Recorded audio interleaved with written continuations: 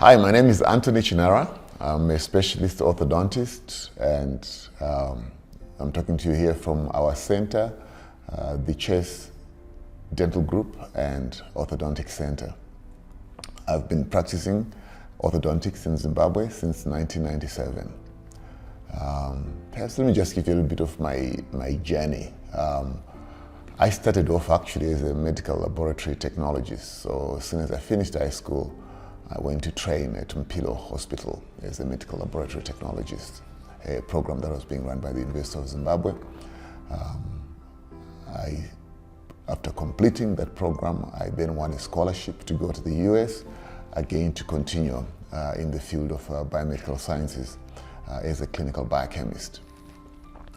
After coming back home, I worked for a year in government at Parenyato, then decided it was time to change careers. I was 29 then.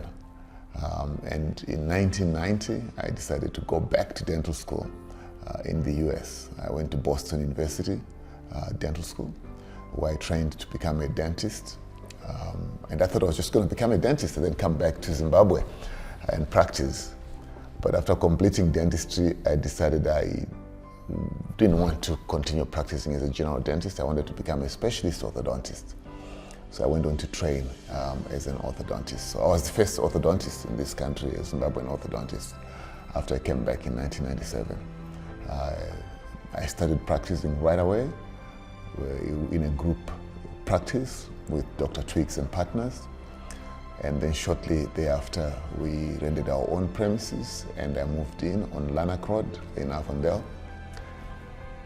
During that time, we started construction of our own building on East Road, where I then moved in 2000 and was practicing from there from 2000 to last year, November, when we moved to this, our new center, a group practice where we have 7 dentists and myself, the specialist in orthodontics.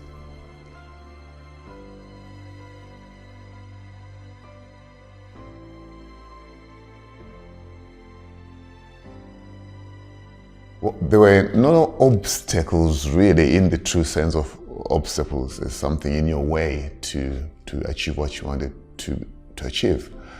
So that was fortunate because there was a great need for a specialist in my area. There actually was a practice which were run by missionaries from the US, the Adventists, and they couldn't cope with the work. So in that regard, we were able to start quite early and get busy.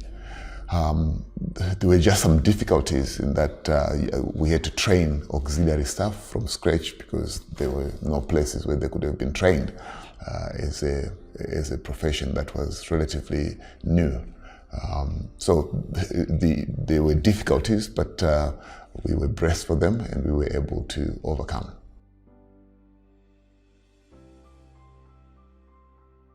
So when I trained in the US, by then there was no dental school in Zimbabwe. So I guess I can't really make a comparison. Should I have trained here or in the US? But I think the US experience to me was very fulfilling. It was a wonderful opportunity, and there's a lot that I learned in a whole different culture. So I guess if I had been in my own environment, certain of the challenges of a new culture and being exposed to people with a different thinking and approach to doing things, that aspect would not have been a learning process for me. In this regard, I felt I learned a lot in the US beyond just dentistry. It was the culture of business, entrepreneurship.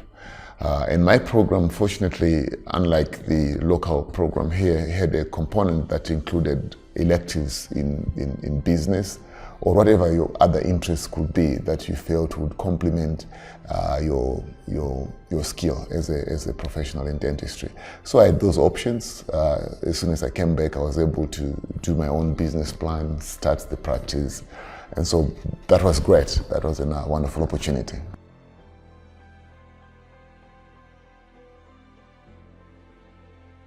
So what advice could I give to a young person trying to pursue a career in dentistry or the specialty areas like my specialty of orthodontics? The first thing I would say, in fact, let me just kind of back off here and give my own experience. When I decided to go to dental school, I was a mature student. Dental school in the US is very, very expensive. To make a choice to do that, to go there when I didn't have the resources, was almost a non-starter.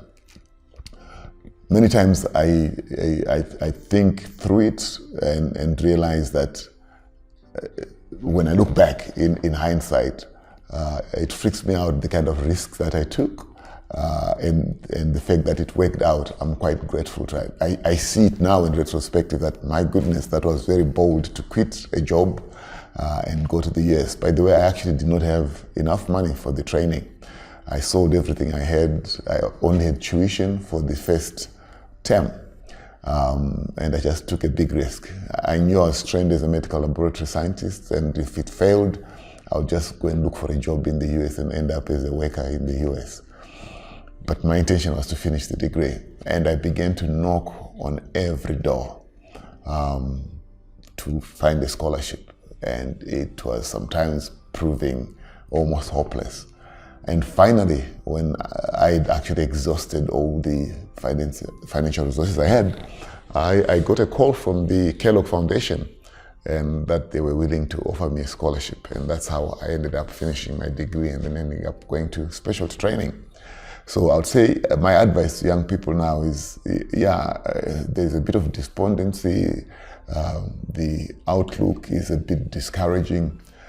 But usually people look at their own thing and they think that there might be another track somewhere which will give them a simpler and easier path to success or achieving their goals. Reality is that it doesn't matter what it is that you're wanting to pursue. Each one will have its own hurdles. So do not give up on your dream just because of the hurdles that you have. That's the whole purpose of life, I guess, is for us to be able to overcome and to be fulfilled with the achievements that we've made. So I'll just say, be very tenacious, knock on every door. There are only two answers that you can get, a yes and no, and the other one you already know it. So you're seeking out for the yes, keep running until you get the yes.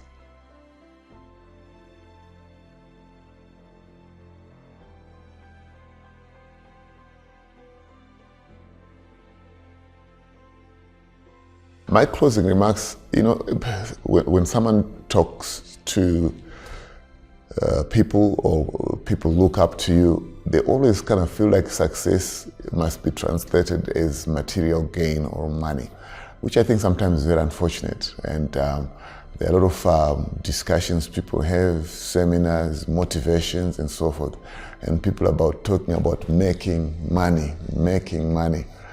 I think that's a wrong approach. What we should really be emphasizing about is, how do we create value? How do we create value in our communities, in our societies? How do we build value? How do we become responsible stewardship of the things that we have, of our environment, about our civilization and country? How do we become responsible citizens? And once we've created a matrix of people that are concerned about creating value, it actually makes an environment that is safer for young people to then make it in life.